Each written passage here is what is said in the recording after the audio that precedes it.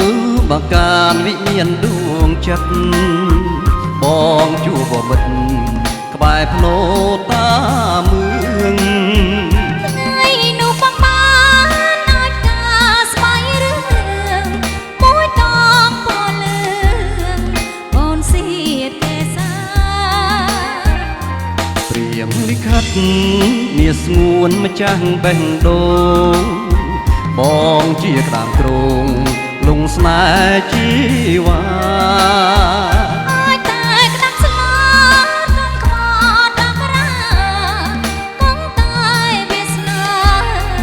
ដាំងទៀនស្នេហ៍ស្នងកំពុងសង្ឃឹមកម្មយើងត្រូវព្រាត់យើងឃ្លាតពោស័ព្ទដល់បាត់ដំបងជួបអូនទៀតនៅដំណាក់លួងស្បៃរឿងមួយតងស្ម័គ្របងវិញក្លៀនម្ដងនេះយើងស្គាល់ចិត្តគ្នាច្បាស់ហើយតែប្របងអើយកម្មយើងរវាន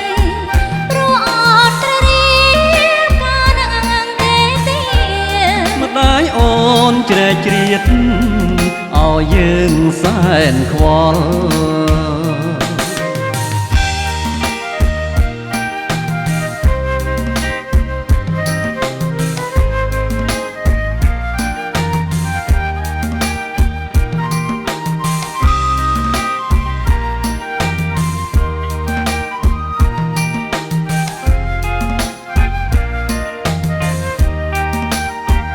ដើម្បីស្នេហ៍ពិត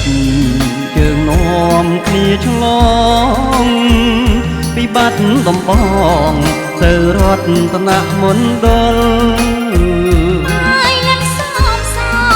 សពេមកកក្រមលំដាប់ស្រលបាយអូតាពុកភ្នំយ៉ាតស្ពានយល់ស្រមោលកម្មផលនឹកដល់អានុសាវរីយ៍បីស្រុកស្បាយរឿងអូនអើយតទៅថ្ងៃមុខចាំយើងផ្ញើទុកនឹងបៃលិនហើយ